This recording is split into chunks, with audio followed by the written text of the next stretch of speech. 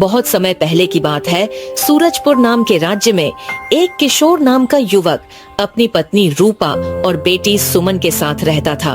अब गांव में गर्मियों का मौसम अपने अंतिम चरम पर था और गांव में सर्दियों का मौसम अपने शुरुआती समय पर था। सारे गांव वाले सर्दियों की तैयारी में जुटे हुए थे, लेकिन यह समस्या नहीं थी। समस्या यह थी कि जिस झोपड़ी में किशोर रहता था, उस झोपड़ी की छत और खिड़की टूटी हुई थी, जिस कारण रात के समय उससे अंदर ठंडी ठंडी हवा अंदर आती थी और छत से रात को पाला भी गिरता था, जिस कारण किशोर और उसका परिवार रात को चैन से सो नहीं पाता था। पिताजी, मुझे बहुत ठंड लग रही है। बेटी तुम चिंता मत करो, मैं सुबह जरूर कुछ उपाय करूंगा। बस आज किसी तरह रात गुजार लो। रूपा, मेरी बेटी सुमन को ठंड लग रही है। मेरी बेटी को अच्छे से कंबल उड़ाओ। बेटी, मैं सुबह कुछ करता हूँ ना, तुम चिंता मत करो।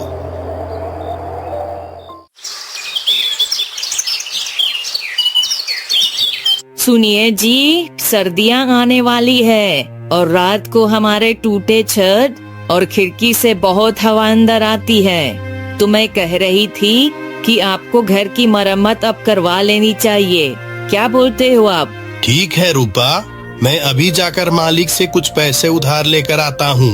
तुम चिंता मत करो, मैं आज ही घर की मरम्मत करवा दूंगा। यह कहकर किशोर अपने काम पर चला जाता है।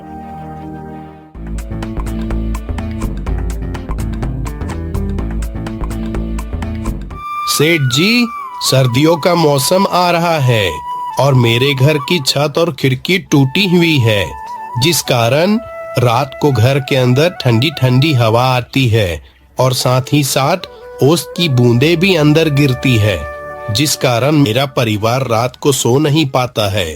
और अगर मैंने उसे ठीक नहीं करवाया तो इस बार सर्दियों में हमें बहुत दिक्कत होगी। मैं और मेरी पत्नी तो किसी तरह दिन काट लेंगे, लेकिन मेरी बेटी अभी छोटी है, वह इतनी ठंड में उस टूटे फूटे घर में नहीं रह पाएगी। अरे किशोर, तो इसमें मैं क्या कर सकता हूँ भाई? सेठ जी, आप मुझे थोड़े बहुत पैसे उधार दे देते तो मैं अपनी झोपड़ी की मरम्मत करवा लेता और मैं दिन रात मजदूरी करके आपके उधार बस कुछ ही दिनों में चुका देता। अरे भाई, तूने अभी उतना भी काम नहीं किया है कि मैं तुम्हें उधार दे सकूं, और मेरे पास अभी पैसे भी नहीं है तुम्हारी मदद करने के लिए। किशोर के लाख विनती करने पर भी घनश्याम पैसे देने के लिए मना कर देता है। धीरे धीरे समय बीतता है और सुबह से शाम होने को आती है। सूरज ढलने में कुछ ही समय बाकी था। फिर शाम को किशोर अपना सारा काम खत्म करके दुखी मन को लेकर खाली हाथ अपने घर लौट जाता है। क्या हुआ जी, क्या आप पैसे लाएं? अरे रूपा, मालिक ने पैसे देने से मना कर दिया। बोल रहे थे कि अभी पैसे नहीं है मेरे पास, मैं क्या करता। लेकिन जी, सर्दियों में अपना गुजारा कैसे होगा? अरे रूपा, तुम चिंता क्यों करती हो? अभी ठंड आने में कुछ समय बाकी है ना, तो मैं अगले महीने मालिक से पैसे के लिए बोलूँगा, तब मालिक मना नहीं करेंगे, देखना। हाँ जी, आप सही कह रहे हो। आप अगले महीने 1 तारीख को मालिक से पैसे उधार मांगना, मालिक बिल्कुल मना नहीं करेंगे। शायद अभी उनके पास पैसे नहीं होंगे, इसलिए उन्होंने मना कर दिया।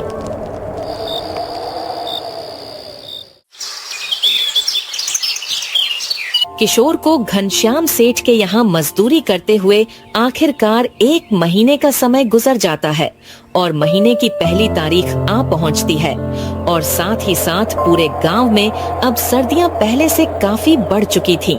चारों तरफ सिर्फ ठंड के मारे कुहासा ही कुहासा दिखाई दे रहा था।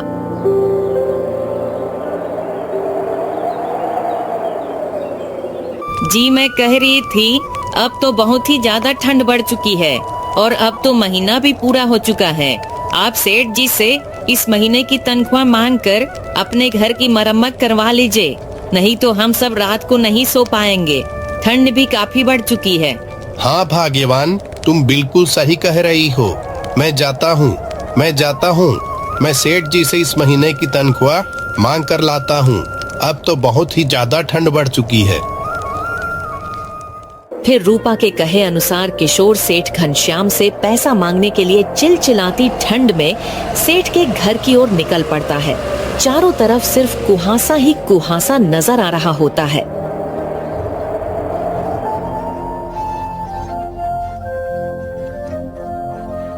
सेठ जी, अब तो पूरा 1 महीना भी हो गया है।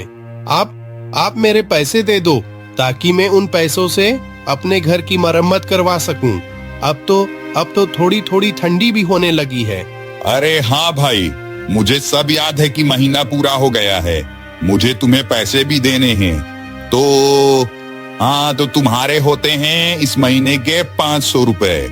लेकिन मालिक, मैंने इस महीने तो एक भी छुट्टी नहीं ली है, तो उस हिसाब से तो मेरा ज्यादा पैसा बनता है ना। अरे तूने छुट्टी लिया है या नहीं यह मैं नहीं जानता हूँ, बस मुझे इतना पता है कि तुम्हारा इस महीना 500 रुपया बनता है। अगर लेना है तो लो, नहीं तो रहने दो। सेठ जी, ये आप कैसी बात कर रहे हैं? मेरे इस महीने के पूरे 2000 रुपये बनते हैं। आप कृपया मेरा पूरा पैसा दे दें, नहीं तो मैं सरपंच जी के पास चला जाऊंगा। क्या बोल रहा है तू? तुझे ज्यादा गर्मी चढ़ रही है? तू याद रख, तू मेरा सिर्फ एक नौकर है, नौकर समझा।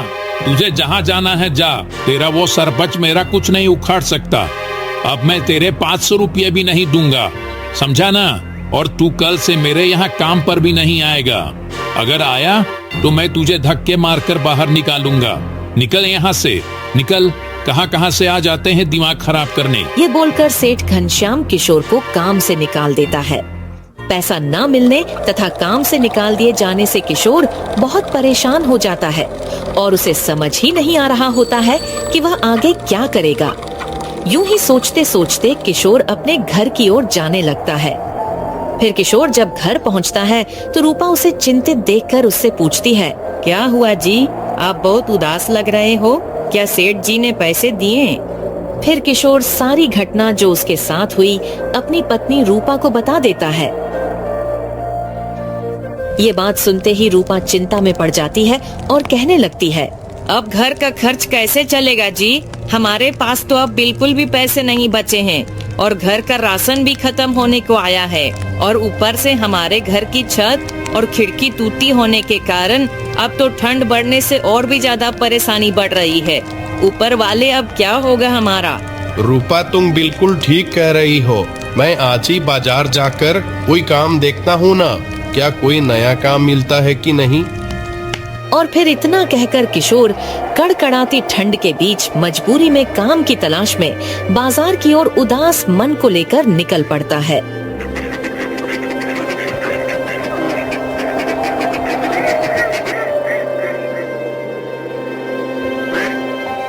अरे क्या हो राजू भैया, सेब कैसे दे रहे हो भाई? अरे किशोर, आओ भाई आओ, 50 रुपए किलो बेच रहा हूँ भाई। और बताओ आज बाजार क्या लेने आए हो? बोलो तो 1 किलो सेब तौल दूं।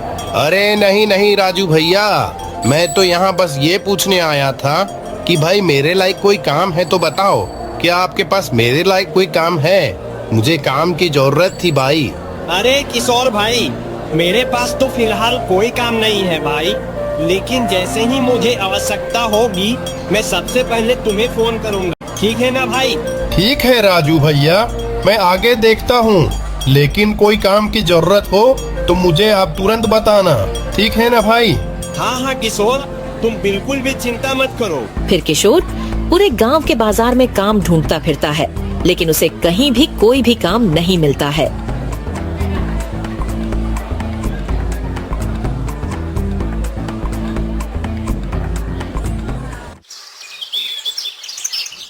क्या हुआ जी, आपको कोई काम मिला या नहीं, या आज भी और दिन की तरह खाली हाथ ही आए हो?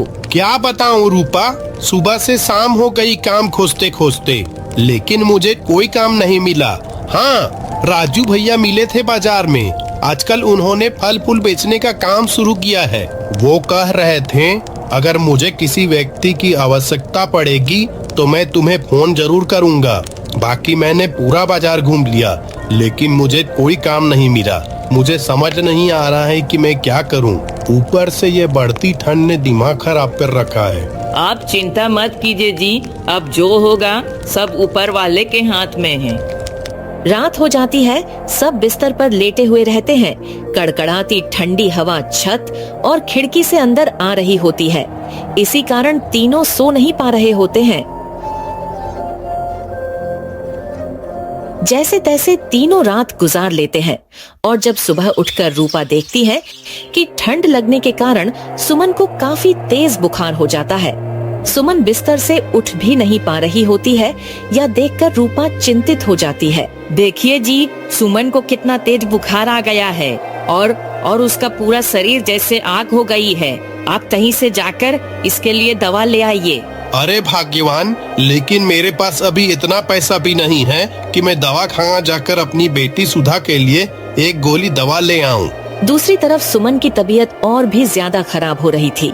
रूपा, मुझे रोना आ रहा है अपनी बीमार बेटी को देखकर। हमारे पास इतने पैसे भी नहीं हैं कि हम अपनी बेटी को अस्पताल ले जा सके। अरे आपको कुछ न कुछ तो करना ही होगा जी, नहीं तो सुमन की तबीयत और भी ज्यादा बिगड़ती जाएगी।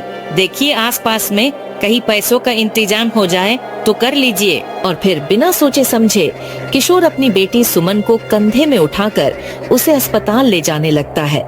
किशोर की पत्नी भी इस कड़कड़ाती ठंड में किशोर के पीछे पीछे अस्पताल जाने लगती है।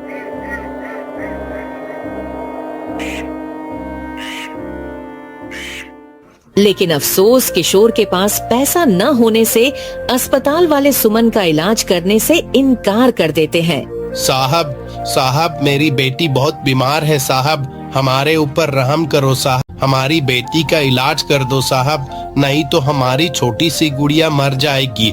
इस छोटी सी गुड़िया को बचा लो साहब, कुछ तो रहम करो साहब, कुछ तो रहम करो साहब। मैं दिन रात करके आपके पैसे सभी पैसे लौटा दूंगा। बस आप मेरी बेटी को बचा लो साहब।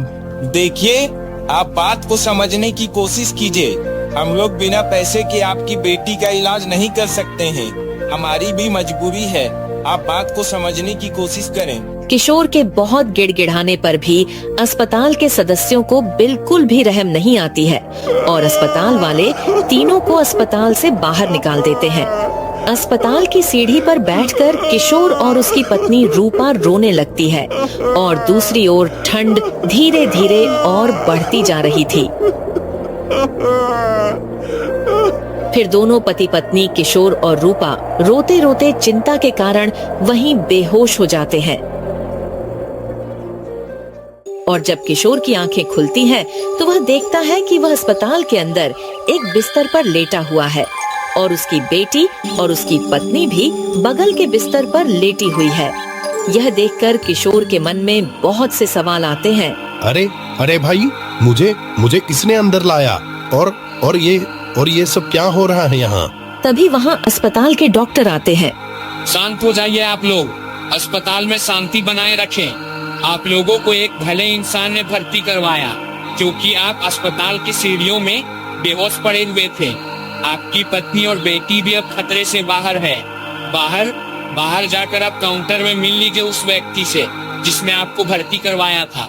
फिर किशोर तुरंत काउंटर के पास जाता है। वहाँ वह देखता है कि राजू भैया खड़े हैं। अरे राजू भैया, आप यहाँ? अरे किशोर भाई, मैं तो बस थोड़ी सी खांसी हो गई थी, उसी का दवा लेने अस्पताल आया था भाई। फिर मैंने तुम तीनों को सीढ़ी पर बेहोश देखा था और मैंने तुम लोगों को तुरंत भर्ती करवाया। आखिर तुम्हारे साथ ऐसा क्या हुआ था जो तुम लोग इतनी ठंड में अस्पताल के बाहर बैठे हुए थे? बेचारा किशोर अपनी सारी परेशानी राजू भैया को बता देता है। अरे भाई किशोर, इतनी बड़ी समस्या थी और भाई तुमने मुझे नहीं बताया। भाई उस दिन तुम अगर अपनी समस्या बता देते तो मैं तुम्हें उसी दिन काम पर रख लेता। चलो कोई बात नहीं, जो होता है अच्छे के लिए ही होता है। आज से तुम मेरे साथ फल का व्यापार करने का काम करना, समझे ना? और आज ही मैं तुम्हारे घर को भी ठीक करवा दूंगा, तुम बिल्कुल चिंता मत करो भाई। आपका बहुत बहुत धन्यवाद राजू भैया।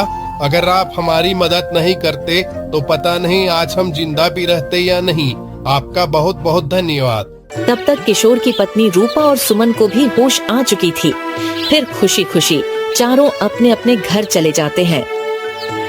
और उस दिन के बाद किशोर राजू भैया के साथ फल का व्यापार का काम करने लगता है और राजू भैया किशोर के घर के छत को भी बनवा देते हैं और सब खुशी खुशी अपना जीवन व्यतीत करने लग जाते हैं।